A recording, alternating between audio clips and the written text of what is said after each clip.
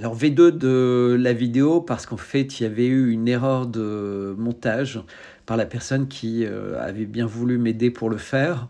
2 morceaux ou 3 morceaux étaient chevauchés. Voici la bonne version. Donc, je vous remercie de vos commentaires, je vous remercie de vos partages, je vous remercie de votre soutien. N'hésitez pas à me contacter à bertrand@55bellechasse.com, 55 bellechasse BE2LECHA2SE.com, bertrand@55bellechasse.com, et de là je peux vous renseigner pour le miel, pour PayPal, Tipeee, GoFundMe ou tout moyen, éventuellement des conférences, des rendez-vous. Le plus facile c'est sur Paris, mais également sur les chemins de mes diverses marches. En ce moment je suis du côté de Lourdes.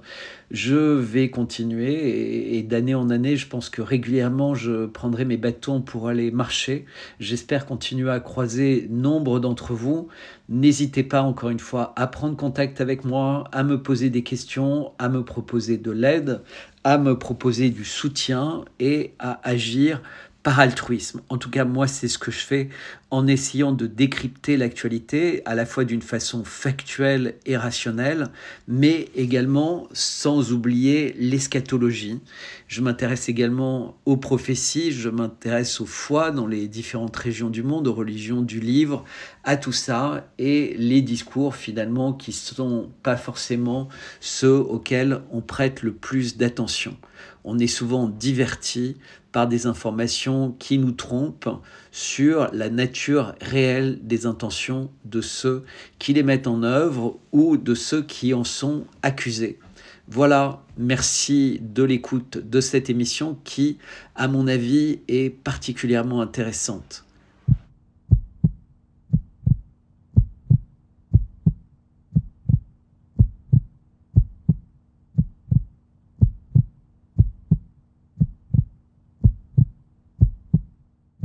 Alors, il n'y a pas d'installation stratégique et militaire là-bas. C'est pour ça que c'était faisable pour l'armée ukrainienne de faire une percée et de faire, entre guillemets, une conquête territoriale en Russie. C'était le seul intérêt. La contre-offensive ukrainienne n'ayant pas eu lieu quand elle était annoncée, puisqu'ils avaient annoncé ça pour le printemps, puis pour l'été, il ne s'était rien passé. Et donc, ils ont tenté un coup commercial, entre guillemets, un coup marketing, en mobilisant plus de 3 divisions, plus de 30 000 hommes,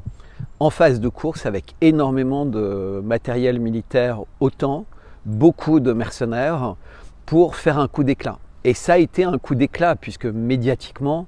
tous les journaux, que ce soit en France, dans toute l'Europe et aux États-Unis, ont dit, regardez, la Russie n'est pas invincible, le territoire russe peut être conquis relativement facilement, puisque l'armée ukrainienne, que tout le monde disait défaite par l'armée russe, vient de conquérir un immense territoire et continue à avancer. Et c'était puisqu'au début de cette incursion, ce qui surprenait le plus de monde, c'est que pendant plusieurs jours, l'armée ukrainienne continue à avancer. Mais personne n'avait imaginé qu'une telle proportion de soldats avait réussi à passer inaperçus vis-à-vis des Russes. Et pourquoi ils étaient passés inaperçus? Parce qu'en fait, c'est une zone sans intérêt stratégique, ni pour l'Ukraine, ni pour la Russie. Le seul intérêt stratégique, c'est la grande centrale nucléaire de Koursk, que régulièrement les Ukrainiens visent avec des drones, comme ils font avec la centrale de Zaporijie, le long du Dniepr, qui est contrôlée par la Russie. Donc c'était purement du marketing de la part de l'Ukraine, de la part du gouvernement Zelensky, pour faire oublier toutes les villes perdues, pour faire oublier ce front qui n'avance, entre guillemets, qu'au bénéfice de la Russie, qui réussit sa guerre d'attrition, puisqu'on parle de plusieurs centaines de milliers de morts parmi les soldats ukrainiens, alors qu'il y a très peu de civils qui ont été tués lors de cette opération spéciale russe, mais également la destruction quasi complète de tout l'arsenal militaire que l'Ukraine avait de l'époque soviétique ou des années après époque soviétique, que ce soit en termes d'obus, en termes de bombes, en termes de chars, etc. Ce qui fait qu'en fait, depuis un certain temps, tous les équipements sont des équipements OTAN, ce qui veut dire qu'en fait, la Russie apprend à se battre contre les armées de l'OTAN depuis pratiquement 1 an maintenant, qui ont des méthodes différentes, qui ont des équipements différents, qui ont des stratégies différentes. Et donc c'est pour la Russie finalement un test au cas où l'OTAN déciderait de rentrer à fond dans leur direction. Que se passe-t-il aujourd'hui? C'est qu'il y aurait déjà plus de 25 000 morts ukrainiens dans la région de Koursk. Donc ce sont autant de soldats qui vont manquer sur toute la ligne de front. N'importe quel stratège sérieux aurait demandé à ses troupes de reculer, de se replier pour renforcer le front dans les zones où il est en train de craquer, c'est-à-dire dans toutes les zones stratégiques qui permettraient à la Russie de vraiment rentrer en territoire ukrainien vers Odessa, vers au-delà du Dniepr. Et pourtant, ils ne le font pas parce que pour le régime de Kiev, tenir coûte que coûte jusqu'à ce qu'ils réussissent à obtenir de la part des Occidentaux de nouvelles armes, à nouveau de l'argent et surtout des missiles pour viser en profondeur la Russie, la chaîne logistique russe et essayer de faire du mal à la Russie, puisque quand vous avez des missiles précis qui peuvent tirer jusqu'à 1000 km à l'intérieur des troupes, eh bien vous pouvez atteindre les zones où les soldats s'entraînent, où les appelés se réunissent, où vous avez les usines de fabrication d'armement, les usines de fabrication d'obus, éventuellement les lieux où sont gardés les avions ou les hélicoptères. Et ça, c'est véritablement la stratégie de l'OTAN, puisqu'on avait vu que c'était exactement comme ça que ça s'était passé contre l'Irak, contre la Syrie, contre la Libye, contre la Yougoslavie avant, c'est la destruction avec les missiles de toute l'infrastructure. Donc c'est exactement ce que voudrait faire le régime de Zelensky, sauf que la Russie a mis une ligne rouge très claire, et cette ligne rouge est matérialisée par un changement de la doctrine nucléaire. C'est-à-dire que les Russes ont dit que tous les pays qui seraient complices, qui seraient coopérants avec un autre pays qui agresserait l'intérieur du territoire russe, pourraient être considérés comme des cibles légitimes avec l'arme nucléaire. Ce qui veut dire que les États-Unis, la France, l'Angleterre pourraient devenir des cibles légitimes de la Russie de façon nucléaire, ou en tout cas avec des missiles type Kinjal, et qui pourraient détruire n'importe quel type d'infrastructure dans ces pays-là. Donc depuis, les choses se sont relativement calmées. Alors de toute façon, depuis le début, pour la Russie, il n'a jamais été question de guerre de conquête. La Russie n'a pas l'intention ni l'envie de conquérir l'Ukraine. La Russie a déclaré dès fin février, par la voix de Vladimir Poutine, son intention qui était de permettre aux russophones d'Ukraine, essentiellement dans la région du Donbass, de vivre en sécurité. Puisqu'il y a eu une guerre civile qui a duré depuis 2014, depuis la période de Maidan, et qui a vu mourir énormément de civils, puisqu'il y a eu 14 000 morts dans les régions du Donbass russophones, sous le coup des bombardements, des tirs d'hélicoptères, des tirs de snipers à l'intérieur de la région russophone qui menaçait de faire sécession à l'Ukraine si jamais le gouvernement continuait à mettre en œuvre des lois qui interdisaient la pratique du russe, qui interdisaient l'enseignement tel qu'il était pratiqué à l'époque où la proximité avec la Russie était encore là, pour un système complètement OTAN avec l'obligation de la langue ukrainienne et véritablement le refus de tout ce qui est contact avec la Russie. Or, on sait très bien que toute l'Ukraine est dépendante d'un point de vue industriel, d'un point de vue énergétique, de ses bonnes relations avec la Russie. Donc cette attitude était complètement suicidaire et c'est bien en ligne avec l'attitude de l'OTAN qui demande à l'Ukraine finalement de se sacrifier jusqu'à la dernière goutte de ses soldats et finalement de ses civils, hommes et femmes, puisque la conscription aujourd'hui touche y compris les jeunes de 21 ans, alors qu'au début c'était à partir de 27 ans qu'on pouvait être mobilisé dans l'armée. Donc on voit bien qu'il y a un sacrifice par les États-Unis et par l'OTAN de la population ukrainienne, et la partie russophone est la raison pour laquelle les Russes sont intervenus. Et donc ils n'ont pas du tout mis en œuvre une guerre type OTAN, où ils détruisent entièrement les infrastructures ferroviaires, électriques, de l'eau de l'Ukraine. Au contraire, puisque eux, ce qu'ils veulent, c'est pouvoir maintenir une relation à long terme avec l'Ukraine, qui est un peuple frère ou un peuple sœur de la Russie, puisque l'Ukraine fait partie avec la Biélorussie et la Russie de ce qu'était la Russie originale et originelle. Donc, c'est une guerre d'attrition, en effet, puisque l'idée, c'est que l'espoir, entre guillemets, de la Russie, c'est qu'à un moment, tel un fruit pourri, l'OTAN s'effondre sur lui-même de son incapacité à résister à l'appareil industriel russe, à l'appareil militaire russe, qui est parfaitement fait pour résister à n'importe quel assaillant. On sait bien que l'Allemagne nazie s'est complètement brisée sur la Russie, Napoléon s'était brisé sur la Russie. Les Russes savent invariablement gagner des guerres face à un agresseur. Et donc l'idée de dire que c'est la Russie qui a attaqué avec une envie de conquête est totalement ridicule, puisque la Russie est le plus grand pays du monde par sa surface. C'est un des pays les plus riches du monde par les hydrocarbures, que ce soit gaz ou pétrole, qui sont à l'intérieur du territoire, mais également c'est un pays qui contient énormément de charbon, de minerais, d'or, etc. Donc la Russie n'a aucune raison de conquérir, et qui plus est de conquérir des pays qui sont devenus complètement défaillants à cause de la culture LGBT, qui n'ont plus d'industrie, qui ont une éducation qui est en chute libre, que ce soit le système universitaire, les systèmes des grandes écoles, même les petites classes. Le système de santé, on l'a vu à l'époque du Covid,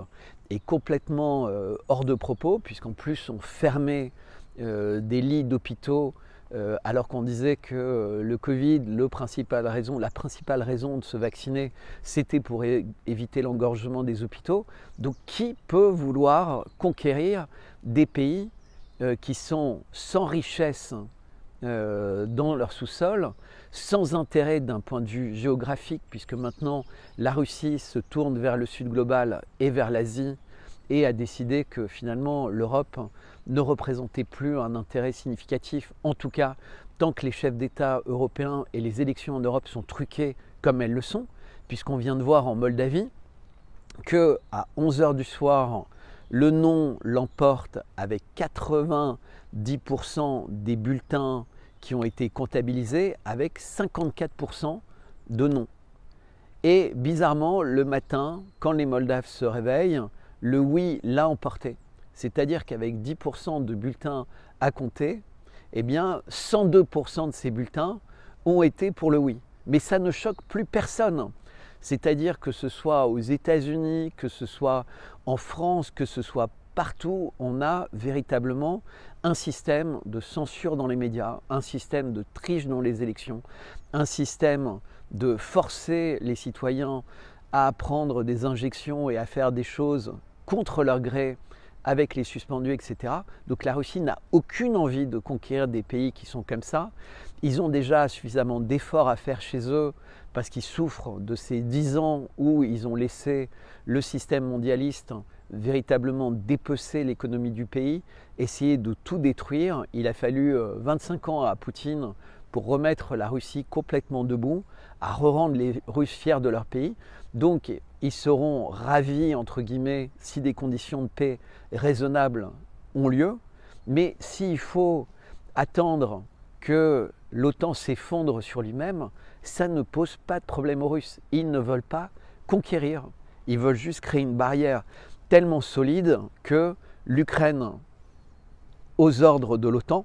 va s'écraser dessus. C'est juste un sacrifice de générations entières d'Ukrainiens qui est totalement regrettable, puisqu'on est à une époque où la démographie, que ce soit en Europe, mais d'une façon générale dans le monde entier, va être un des enjeux les plus durs, puisque la natalité a considérablement baissé. Mais pour l'instant, dans les médias, les principaux médias et dans les événements politiques auxquels participent les Ukrainiens. Donc Zelensky, quand il est reçu aux Nations Unies, etc., invariablement, il explique que son armée, si elle était aidée complètement par l'Occident tel qu'ils le veulent, est capable de prendre du territoire à la Russie et sous-entendu de vaincre la Russie. Et donc si, alors que c'est une opération d'un point de vue stratégique qui est aberrante, qui est absurde, qui est ridicule, enfin, il n'y a aucun enjeu stratégique à part peut-être cette centrale nucléaire civile de Koursk qui n'a pas été atteinte et qui ne sera plus atteinte maintenant puisque les Russes ont complètement sécurisé ça et au contraire, ils reprennent petit à petit la région, mais sans oublier leurs objectifs prioritaires, puisque la Russie agit par rapport à des objectifs stratégiques. Dès que les Ukrainiens, l'armée ukrainienne, avec de très nombreux mercenaires de l'OTAN et des équipements quasiment exclusivement de l'OTAN, est rentrée dans la région de Koursk, les Russes ont évacué plus de 80 000 civils de cette région, qui ont été immédiatement relogés dans une zone sécurisée, et maintenant ils prennent leur temps pour s'occuper des poches de résistance ukrainienne. Il y a plus de 1200 chars qui ont été détruits, 1200 chars ou équipements lourds, plus de 25 000 personnes. Donc pour l'Ukraine, pour Zelensky, se replier de son seul succès en apparence militaire et stratégique, c'est totalement impossible tant qu'il n'a pas obtenu les milliards qu'il quémande en permanence en faisant ses tournées en Europe, ses tournées aux États-Unis, ses tournées au Canada, avec un certain succès, puisque également les pays européens, américains annoncent que finalement l'Ukraine est le pays qui aujourd'hui se bat pour la liberté du monde, pour la démocratie dans le monde, pour un certain modèle qui serait l'opposé du modèle russe. Mais ce qui est très étonnant, c'est que les gens qui disent ça oublient de dire qu'aujourd'hui, l'Ukraine n'est plus une démocratie, puisqu'il aurait dû y avoir cette année des nouvelles élections présidentielles, qu'elles n'ont pas eu lieu dans les délais autorisés par la constitution ukrainienne qui n'a pas été changée. Donc Zelensky, au sens de la constitution ukrainienne, n'a plus aucune légitimité, que par ailleurs en Ukraine, il n'y a plus aucun média d'opposition. Il n'y a même plus de blogueurs d'opposition, puisque tous les blogueurs, toutes les personnes qui étaient un peu lanceurs d'alerte, contestataires, ont été enfermés, ont été tués par le régime d'Ukraine et par les services secrets ukrainiens, qu'il n'y a plus non plus de parti d'opposition, mais ça s'est très vite passé dès le début de l'opération spéciale russe, puisque les chefs de partis d'opposition ont été enfermés, certains sont morts dans des conditions étonnantes, et il n'y a plus non plus de possibilité de discuter de la paix, en revanche, au sens de la constitution ukrainienne, puisque la constitution ukrainienne dit que tant que tous les territoires auxquels l'Ukraine prétend ne lui ont pas été remis, ils ne peuvent pas entamer de négociations de paix. Je rappelle quand même qu'en mars, avant que cette constitution soit changée, il y avait eu des accords de paix dont le draft, entre guillemets, avait été signé, des annexes très détaillées avaient été signées, et c'est suite à ça que l'armée russe avait commencé à se retirer de la région de Kiev, en particulier de la région de Boutcha, mais également de la région de Kharkov, et étonnamment, il y avait eu, soi-disant, un massacre perpétré par l'armée russe à Boutcha avec des charniers, ce qui n'avait aucun sens puisque la Russie avait obtenu ce qu'elle voulait, c'est-à-dire des conditions de paix avec l'Ukraine qui correspondaient aux demandes qu'avaient exprimées les Russes dès décembre 2021 pour sauvegarder les populations russophones, pour éviter que l'Ukraine n'accède à l'OTAN et donc aux armes de l'OTAN qui auraient menacé directement la ville de Moscou et la ville de Saint-Pétersbourg, et surtout que le pays devienne apaisé vis-à-vis de la Russie. C'est ce que toujours veulent les Russes. Et donc la fin des régiments Azov, la fin de régiments néo-nazis. Et je rappelle d'ailleurs que sur les télés françaises, à l'époque de Maidan, il y avait eu énormément de reportages. Il y avait également Oliver Stone qui avait fait des films pour montrer que le nazisme était en train de croître en Ukraine. Et à l'époque, tous les Occidentaux reconnaissaient qu'il y avait quelque chose d'étonnant qui se passait en Ukraine. Mais quand les Russes ont commencé à le dire et expliquer que c'était la raison de leur opération spéciale, alors d'un seul coup, c'était un fantasme des Russes. Évidemment, l'Ukraine était une grande démocratie, un pays magnifique, et qu'en réalité, le nazisme, il était plutôt entre les mains du dictateur Poutine. Donc ce qui s'est passé très vite, c'est que les Russes ont pu prendre de nombreux prisonniers, ont pu montrer à quel point des tatouages nazis étaient présents sur des centaines de corps de soldats ukrainiens, qu'il y avait des références à Soleil Noir, qu'il y avait des références à des divisions nazies qui avaient été très présentes en Ukraine et qui avaient massacré de nombreux juifs. Donc il y avait une résurgence. Et je rappelle que cette résurgence, en plus du non-respect des accords de Minsk 1, Minsk 2 par les Occidentaux,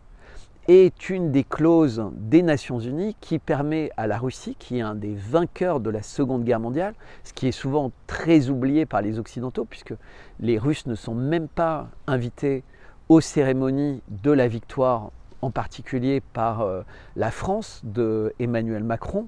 Les Russes ont le droit d'intervenir si le nazisme réémergeait dans leur zone d'influence. Ce qu'ils ont fait. C'est-à-dire qu'on accuse les Russes d'avoir agi illégalement, mais non seulement ils ont prévenu longtemps à l'avance, ils sont face à un pays qui était en train de massacrer des populations civiles, et les perpétrateurs de ce massacre étaient en tout cas très liés à une idéologie nazie. Mais en plus, les membres du Parlement, même les ministres ukrainiens, n'hésitaient pas à dire qu'ils allaient massacrer les populations du Donbass qui refusaient, entre guillemets, les nouvelles lois qui étaient nées après Maidan et surtout après tout un cycle de coups d'État qui avait vu arriver au pouvoir Zelensky sur la base de mensonges, puisque Zelensky avait été élu par les populations russophones pour retrouver des relations normales avec la Russie, et c'est exactement l'inverse qui s'était passé quand Zelensky avait réalisé que manifestement en Ukraine, s'il voulait survivre, s'il voulait pouvoir continuer à s'enrichir de milliards, il fallait qu'il accepte de suivre ces groupements néo-nazis, ces groupements fascistes et ces oligarques milliardaires, mais également la stratégie de l'OTAN, affichée depuis l'époque des Brzezinski et autres, qui était véritablement de faire chuter la Russie. Donc, la guerre d'attrition russe est finalement le seul moyen. C'est que l'Occident, évidemment, n'a pas réussi à mettre à genoux la Russie, même en faisant en apparence un front commun avec tous les pays européens et les pays anglo-saxons. Et ça, c'était la stratégie d'Emmanuel Macron quand il avait reçu à Versailles les présidents d'Europe. Mais c'est l'inverse aujourd'hui. C'est les effets boomerang des sanctions énormes qui ont été passées contre la Russie, la confiscation de l'argent russe, qui maintenant pousse les BRICS, comme à Kazan, à essayer de trouver des solutions hors dollar et hors euro, mais pas simplement pour eux, mais également pour tout le Sud global. C'est la destruction de Nord Stream qui est en train de ruiner l'Allemagne, de ruiner les industries en Europe et qui ne profite en réalité qu'aux Américains qui ont réussi, malgré leur niveau d'endettement complètement catastrophique, à relancer leurs industries, à relancer pour un temps, entre guillemets, l'hégémonie du dollar. Mais même les Américains aujourd'hui commencent à souffrir de cette situation, de la folie de la dénatalité chez eux qui leur pousse à ouvrir les frontières dans tous les sens et qui crée dans les villes et les banlieues des difficultés qui risquent de s'avérer insurmontables. Mais l'Occident est toujours fier quand il y a des situations qui peuvent leur permettre de donner l'impression aux opinions publiques que la Russie va tomber, que la Russie va perdre cette guerre et que toutes les personnes qui disaient que la Russie ne pouvait pas perdre, que l'Ukraine avait déjà perdu, que s'étaient trompées. Donc on est purement dans des éléments de langage, on est dans du bourrage de crâne des opinions publiques. C'est la Russie, c'est une dictature, la Russie tue des journalistes, les élections en Russie sont truquées, l'industrie russe est vacillante, les sanctions vont mettre la Russie à genoux et l'Ukraine réussit à conquérir du territoire russe. Voilà ce que les Occidentaux entendent. Et par ailleurs, ils entendent que s'il y a de l'inflation, c'est la faute de Poutine, que si les entreprises ont des difficultés, c'est la faute de Poutine. En réalité, la Russie est responsable de tout, alors que la Russie ne serait capable de rien. Et donc, n'importe quelle chose qui pourrait permettre d'expliciter ça va être utilisée. Mais aucune personne sérieuse n'est invitée dans les médias pour expliquer que la région de Koursk, à part la centrale nucléaire, n'a aucun intérêt stratégique, pour expliquer que l'industrie russe et la Russie a une très forte croissance économique, pour expliquer que la Russie n'est pas du tout isolée. Le président russe vient d'accueillir à Kazan plus de 36 délégations, dont le président Xi Jinping en personne, le premier ministre Modi en personne, le président du Venezuela, Maduro, qui est venu, le président des Émirats arabes unis, le président égyptien, énormément de présidents, plus de 59 pays où envoyer des journalistes, il y a plus de 20 000 délégués qui sont là pour comprendre à quel point les BRICS sont en train de proposer des systèmes qui permettront de contourner l'hégémonie du dollar, l'hégémonie de l'euro, l'hégémonie de cet empire du mensonge en créant de nouveaux types de médias puissants, de nouveaux types de systèmes financiers fiables, rigoureux et qui sont proposés à tous. C'est-à-dire que même la France, qui est plus endettée qu'aucun autre pays européen, puisque la France est à plus de 115% de son PIB de dette, alors que la Russie est à peine à 10 ou 15% de dette, la France pourrait avoir besoin des BRICS pour financer son redressement à terme, puisqu'en fait, on n'est plus du tout fiable pour aucun financier anglo-saxon en tant que pays. On est en situation réellement de banqueroute comme les États-Unis. Et donc, c'est une chance finalement pour les pays des BRICS, et ça a été une chance pour les Russes, même si c'est toujours une très mauvaise nouvelle de se faire voler plus de 300 milliards de dollars et d'euros, puisque c'est ce que les Occidentaux ont volé aux Russes au début de l'opération spéciale, c'est que maintenant, ils sont complètement déconnectés de ce système malsain, de ce système qui est en train de pourrir sur lui-même et de ce système qui est comme une gangrène ou comme un cancer qui a essayé de métastaser dans le monde. Et grâce aux BRICS, grâce aux Russes et aux Chinois principalement, eh bien, il y a un remède qui est en train de se mettre en place, d'une part pour protéger, mais maintenant pour soigner et pour faire croître un nouveau monde à l'intérieur duquel les relations peuvent être constructives, les relations peuvent ne pas être opportunistes, elles peuvent être équilibrées, et surtout, il n'y a pas un ou plusieurs acteurs qui imposent leur vue au monde. Mais ça, les médias occidentaux ne le disent pas. C'est-à-dire qu'aujourd'hui, dans les médias français, par exemple, on parle essentiellement du succès ukrainien à Koursk, du besoin d'avoir des missiles qui frappent la Russie en profondeur, mais pas du tout de ce qui est en train de se passer du côté de Kazan. Parce qu'en fait, on ne veut pas que les Français, et c'est pareil aux États-Unis ou partout, comprennent ce qui est en train de se passer. Et ce qui est en train de se passer surtout, c'est que l'Iran, qui avait été complètement isolé du reste du monde, et qui est un pays extrêmement puissant, avec une population bien éduquée, etc., est en train de rejoindre ce nouveau monde avec la Chine et la Russie, ce qui effraie évidemment les États-Unis et leurs partenaires Israël, c'est de voir que cette puissance régionale qui est l'Iran, qui était en train effectivement de s'effondrer sous le poids des sanctions et qui aurait pu succomber à des guerres civiles, à des révolutions de couleur, etc., comme d'autres pays, n'est plus du tout dans une situation où ça peut arriver. Et c'est peut-être ça qui explique la folie génocidaire d'Israël et de ses partenaires à la fois à Gaza, avec des visées expansionnistes, maintenant au Liban, également en Syrie, et les menaces contre l'Iran comme une espèce de course de vitesse avant que la Chine et la Russie n'aient réussi à préparer l'Iran non seulement à résister à ça, mais également à avoir des contrats et des accords militaires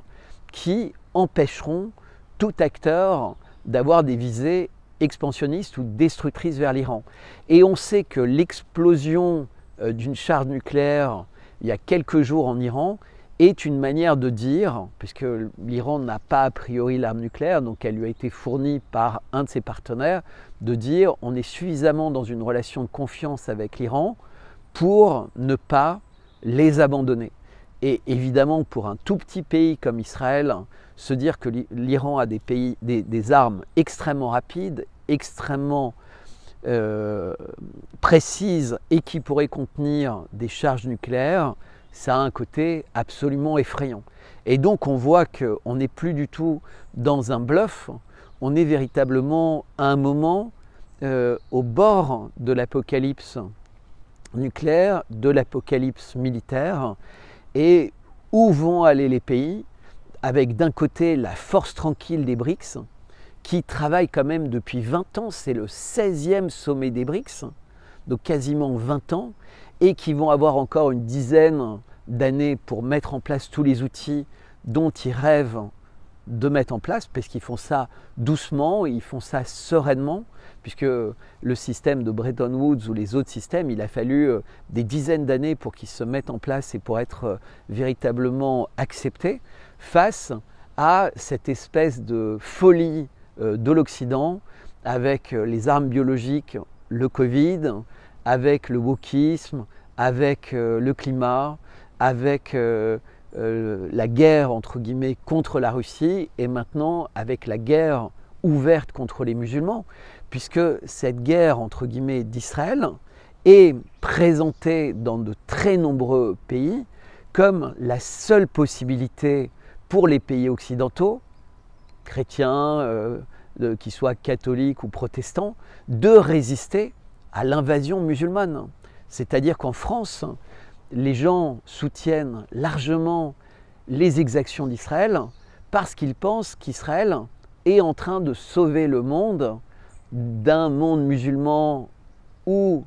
comme l'Ukraine est en train de sauver le monde, de la dictature communiste de la Russie et de son allié chinois. Et donc tout ça évidemment est complètement faux, complètement farfelu, puisque si on va visiter la Russie, ce qui m'arrivait régulièrement, eh bien on se rend compte que ça n'a rien à voir avec ça. C'est pareil en Chine, c'est pareil en Iran, c'est pareil partout, mais comme les gens ne voyagent pas, ils ont l'impression de voyager avec les émissions de télé, eh bien ils se laissent complètement berner par les idioties qu'on leur assène en permanence dans les médias.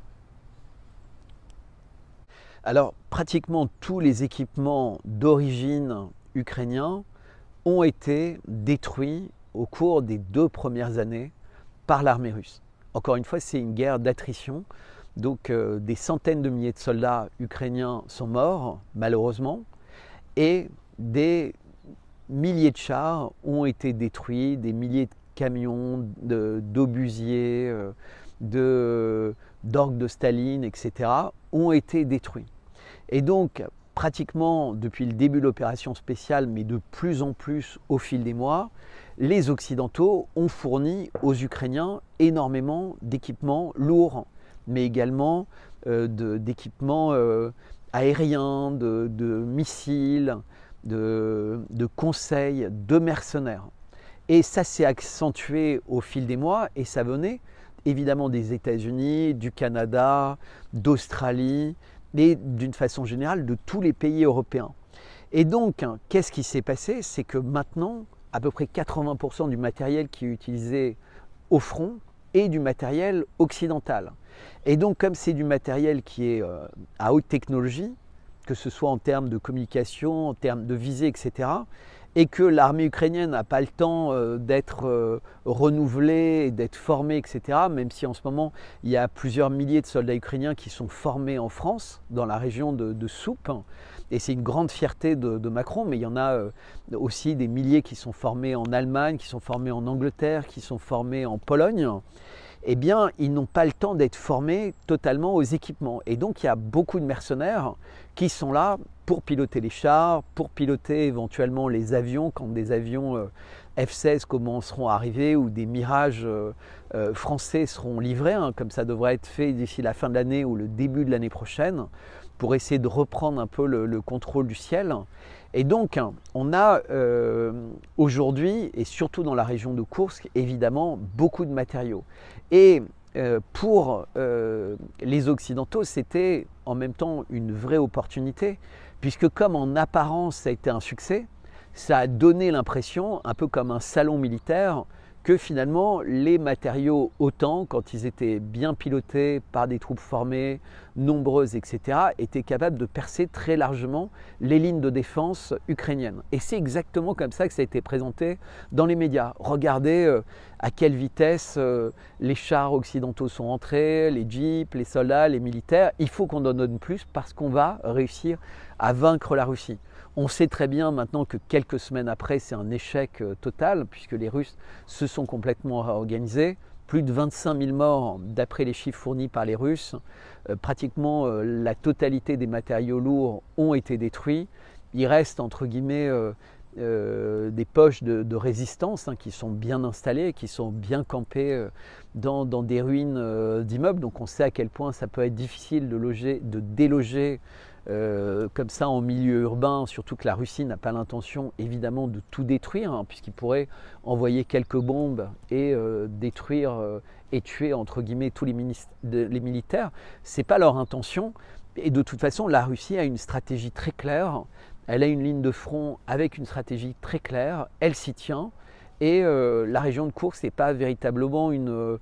priorité. Donc ce qui est également la conséquence de tout ça, c'est qu'il n'y a même pas en cas de repli beaucoup de matériel qui pourrait être sauvegardé. Donc au-delà du fait que pratiquement tous les soldats et les matériaux ont été détruits, mais qu'il en reste quand même des milliers qui seraient beaucoup plus utiles ailleurs,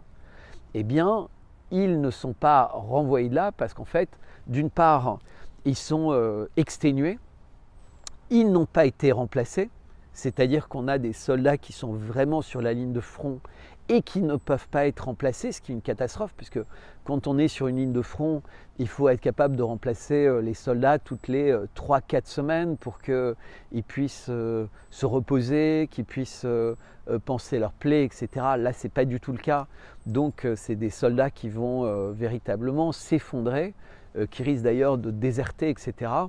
et qui perdent toute motivation. Mais ce que le régime de Kiev sait également, c'est que s'il abandonne la région de Koursk, c'est le front dans son ensemble qui perdra, entre guillemets, c'est-à-dire que tous les soldats qui sont motivés aussi à cause de ce qui est présenté comme un succès, qui serait possible partout sur le front, ce qui évidemment est faux, mais les soldats ne sont pas forcément des gens très éduqués à la stratégie militaire globale, donc on leur dit c'est un grand succès, ils veulent bien y croire, mais si Koursk, d'un point de vue ukrainien, s'effondre, il est probable que tous les soldats et tous les Ukrainiens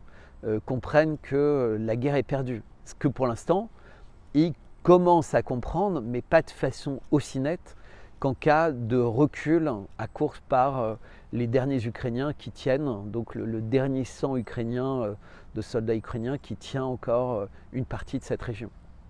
Mais alors, depuis le début de l'opération spéciale russe, mais même avant, il y a toujours eu la présence d'énormément de militaires de l'OTAN sur le territoire ukrainien, que ce soit pour l'entraînement des militaires, pour leur formation aux normes de l'OTAN. Ça a lieu depuis bien avant 2021 ou 2022, le lancement de l'opération spéciale. Mais très vite, avec l'utilisation des matériaux, avec l'utilisation des systèmes de télécommunication, avec l'utilisation de systèmes de visée OTAN, puisqu'ils ont toutes les données satellites, etc., enfin, pour viser aussi loin que la Crimée ou des villes comme Belgorod, les Ukrainiens n'ont plus et n'ont pas le savoir-faire pour faire ce type d'action. C'était l'OTAN qui était chargé de ça. Et pour beaucoup d'incursions, beaucoup de formations, il y avait énormément de militaires de l'OTAN. On a vu d'ailleurs qu'après le 8 octobre, il y a énormément de formateurs israéliens et de soldats israéliens qui ont quitté l'Ukraine pour aller sur le front de Gaza, entre guillemets. Mais on sait aussi qu'il y a beaucoup de Français qui sont là-bas. Il y a eu pas mal de morts, il y a eu, et qui ont été constatés, de Canadiens, de Polonais, d'Allemands, depuis le début. Et il y a eu énormément de prisonniers, par exemple pendant la campagne de Mariupol, qui étaient y compris des officiers généraux de l'OTAN, donc qui étaient très présents pour mener à bien la stratégie. Donc on a l'impression qu'à la fois le président ukrainien est un pantin qui est utilisé parce que c'est un ex-comédien par les présidents des pays de l'OTAN comme l'image entre guillemets de l'Ukraine, mais qu'en fait il est complètement manipulé pour agir selon les intérêts de l'OTAN. Et de la même manière, l'armée ukrainienne est complètement pilotée par des soldats de l'OTAN. Et le président Macron, d'ailleurs, à maintes reprises, a dit qu'il avait l'intention d'envoyer jusqu'à 2500 soldats français, voire plus, sur le terrain en Ukraine. Les présidents d'État-Bal disent la même chose. Pour l'instant, les Allemands résistent. Les Anglais également disent la même chose. Et donc, on va avoir un moment où ce ne seront plus des mercenaires, mais ce seront véritablement des soldats d'actifs de pays de l'OTAN. Parce que l'article 5 de l'OTAN, qui dit si un pays de l'OTAN était frappé, tous les pays de l'OTAN seraient en guerre contre celui qui a frappé le pays de l'OTAN, mais ça ne concerne pas les soldats de l'OTAN. C'est-à-dire que si les soldats de l'OTAN sont en Ukraine, qui n'est pas un pays de l'OTAN, et étaient tués par l'armée russe, l'article 5 ne serait pas engagé. Et donc c'est toujours ce jeu par rapport aux règles de l'OTAN pour essayer tout le temps de voir jusqu'à quel point la Russie peut accepter les excès, les armes lourdes, les avions, les soldats, les missiles à longue portée. Et là maintenant, la Russie a dit stop. Si vous avez des soldats, ce seront nos cibles privilégiées. Et si vous fournissez des missiles longue portée, on utilisera nos missiles pour vous atteindre. Et si vos missiles longue portée mettent en danger les infrastructures stratégiques russes, alors on a changé notre doctrine nucléaire et vous pourrez être des cibles légitimes nucléaires de la Russie. Mais quoi qu'il en soit, les équipements aujourd'hui ne sont quasiment que des équipements OTAN et il y a énormément de mercenaires et de soldats déguisés en mercenaires de l'OTAN qui sont aux côtés de l'armée ukrainienne. Alors c'est difficile de penser que Zelensky a une autre ambition personnelle que d'être très riche et de toujours avoir l'air bodybuildé à l'intérieur de ces t-shirts extrêmement moulants qu'il porte à longueur d'année. Je rappelle que Zelensky, qui n'a jamais été au front, qui n'a jamais fait son service militaire, qui n'a jamais été quoi que ce soit proche de l'armée, est déguisé en soldat d'opérette à longueur d'année, que ce soit à l'estrade des Nations Unies, que ce soit devant tous les parlements où il a été invité, même au Festival de Cannes ou aux Oscars, pour lesquels il a eu l'occasion de pleurer, entre guillemets, la cause de l'Ukraine face à l'ogre russe. Donc, quelle est l'ambition réelle de Zelensky à part gagner des fortunes? Parce qu'en fait, ce qu'on constate depuis des mois et des années, c'est que l'Ukraine est une lessiveuse de milliards. Donc des milliards qui arrivent en cash dans les poches de maires de grandes villes, d'hommes politiques, de députés qui sont dans le bon camp, le camp de Zelensky, le camp de l'OTAN, le camp qui est contre l'Ukraine. On se rappelle qu'à la frontière de Hongrie, il y avait la femme d'un député qui avait été arrêtée avec 27 millions de dollars et 3 ou 4 millions d'euros dans le coffre de sa voiture. Mais c'est arrivé de très nombreuses fois. Et en ce moment d'ailleurs, pour se débarrasser d'hommes politiques devenus gênants, eh bien les services secrets russes vont chez eux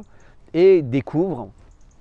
comme par hasard, également des millions de dollars cachés. Évidemment, il ne s'intéresse pas aux millions, aux dizaines de millions de dollars de Zelensky qui semblerait avoir acheté des maisons un peu partout. Alors qu'on passe son temps en Occident à dire que Poutine est l'homme le plus riche du monde, qu'il aurait des maisons de centaines de millions, qu'il aurait dépecé la Russie dans son intérêt personnel. Tout ça s'avère invariablement faux. Mais on sait, avec le scandale de FTX, la société de Sam Bankman-Fried, qui était une société de Bitcoin, qu'elle a été utilisée par les États-Unis pour faire des transactions en milliards de dollars avec l'Ukraine. Et il y a beaucoup de personnes sérieuses qui avaient enquêté pour dire que cet argent avait servi à financer la campagne de Biden et l'enrichissement de beaucoup de démocrates, puisque Sam Bankman-Fried, le président de FTX, était le plus gros donateur de la campagne de Joe Biden. Donc on voit un lien très fort entre les affaires de la famille Biden avec l'Ukraine, la corruption, etc. Donc l'Ukraine est quand même un pays très riche. Alors c'est sûr que pour l'Occident, c'est assez terrible parce qu'en fait la région du Donbass et la Crimée sont les régions les plus riches d'Ukraine. La Crimée à cause de son accès très important à la mer Noire, l'agriculture, etc. Et le Donbass à cause des mines, à cause des métaux rares, à cause des gaz rares et également à cause de l'industrie, puisque c'est la région industrielle d'Ukraine qui avait été séparée de la Russie. C'est-à-dire qu'au moment du démembrement de la Russie avait laissé partir en Ukraine une très grande partie de sa richesse pour montrer dans quel esprit les Russes avaient négocié dans les années 90 avec l'Occident qui les a invariablement trahis en avançant année après année vers Moscou.